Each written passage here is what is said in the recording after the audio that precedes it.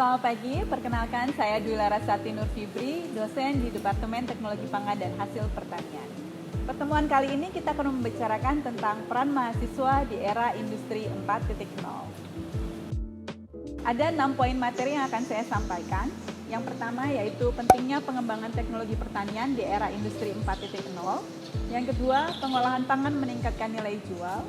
Yang ketiga, penanganan pasca panen atau hasil pertanian. Yang keempat, contoh-contoh inovasi produk di era industri 4.0. Yang kelima, relevansi pembelajaran di TPHP. Dan yang keenam, contoh-contoh inovasi pengolahan bahan baku hasil pertanian yang dapat dilakukan oleh mahasiswa. Bicara tentang pentingnya pengembangan teknologi pertanian di era industri 4.0, saya ingin kembali ke awal mula adanya era industri 4.0. Jadi awal mula era industri 4.0 ini berawal dari Jerman, di mana di sana ada penurunan jumlah tenaga kerja produktif, sehingga mereka membutuhkan teknologi-teknologi yang dapat membantu pekerjaan mereka. Teknologi ini menjadi penting karena teknologi dapat mempercepat produk untuk sampai ke pasar. Kemudian daur inovasi produk juga menjadi lebih cepat karena adanya timbal balik dari konsumen. Dan data-data timbal balik dari konsumen ini akan menghasilkan volume data yang besar untuk inovasi selanjutnya. Selain itu, teknologi juga penting untuk meningkatkan fleksibilitas. Kalau dulu produk itu diproduksi secara massal dan terpusat pada satu pabrik, dengan adanya teknologi kita bisa menghasilkan produk-produk itu di beberapa pabrik, sehingga produksi massal bisa dikerjakan secara beramai-ramai. Dan ini akan meningkatkan produktivitas. Teknologi juga dapat mendorong efisiensi karena dengan adanya teknologi kita dapat meningkatkan efisiensi baik dalam bidang energi maupun sumber daya manusia. Contoh peran teknologi dalam pengolahan pangan adalah kita dapat meningkatkan nilai jual dari produk pangan. Salah satu sifat dari bahan hasil pertanian itu adalah umur simpannya yang rendah, mudah rusak sehingga sulit untuk didistribusikan. Sebagai contoh susu. Susu adalah salah satu bahan yang mudah rusak. Namun dengan adanya teknologi proses, dengan formulasi, pasteurisasi, UHT, kemudian quality control hingga pengemasan, kita dapat menghasilkan susu cair yang lebih tahan lama sehingga dapat didistribusikan lebih jauh lagi. Dalam bidang penanganan pasca panen atau hasil pertanian, biasanya bahan hasil pertanian itu dari petani dikumpulkan ke pengumpul, kemudian ke produsen, kemudian ke wholesaler, retailer, barulah sampai ke konsumen. Semua itu dilakukan pada pihak-pihak yang berbeda dan bertahap.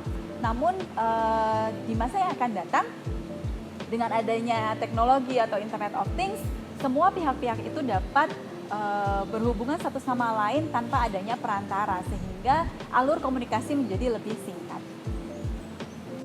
Dengan adanya internet dan big data, kita bisa menghasilkan inovasi di bidang teknologi pangan dan hasil pertanian.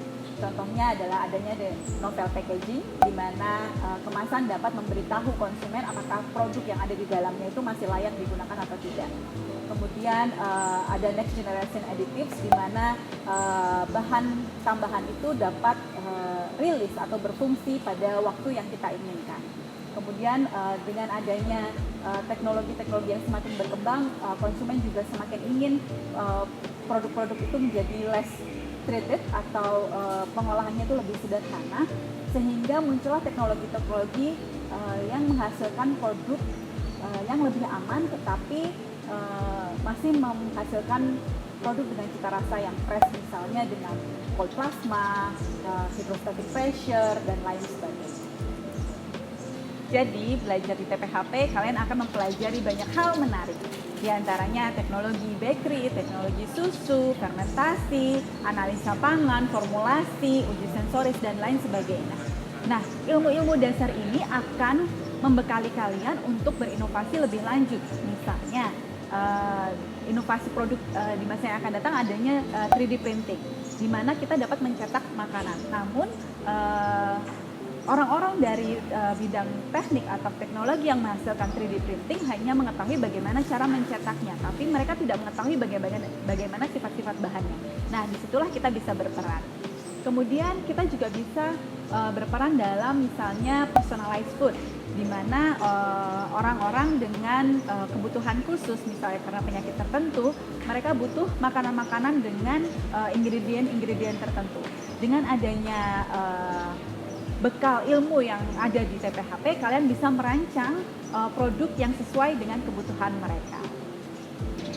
Berbeda kondisi dengan di Jerman, di Indonesia kita sedang mengalami bonus demografi hingga akhir tahun 2045, di mana angkatan kerja kita dalam jumlah yang banyak-banyaknya yaitu sekitar 179 juta manusia, atau dengan generasi milenial lebih dari 30% diantaranya yaitu sekitar 63,5 juta manusia.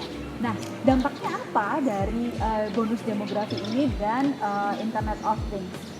Di sini kita menjadi tertantang karena banyak pekerjaan-pekerjaan yang dapat digantikan dengan adanya teknologi. Disitulah kita menjadi tertantang untuk bagaimana menanggulangi dampak dari era industri 4.0, yaitu banyaknya pengangguran. Lalu apa yang dapat dilakukan mahasiswa untuk menanggulangi hal ini? Adalah jawabannya dengan belajar dan berkolaborasi.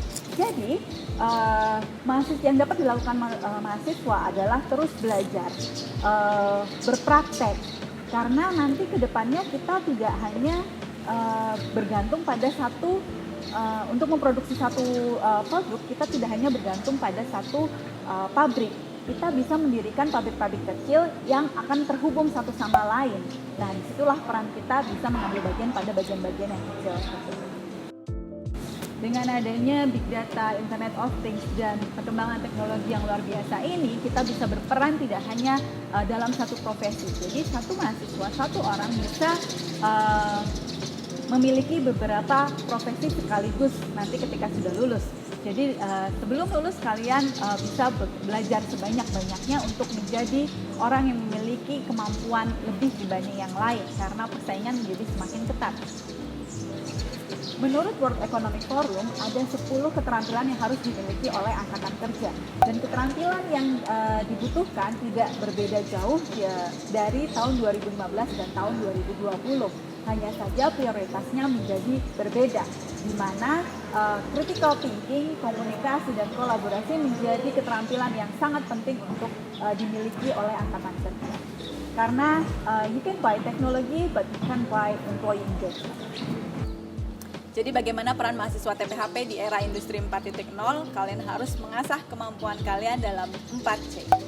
Kolaborasi, komunikasi, kreativitas, dan critical thinking. Karena dengan keterampilan 4C ini akan memberikan nilai lebih pada diri kalian dalam menghadapi era bursa kerja di masa yang akan datang.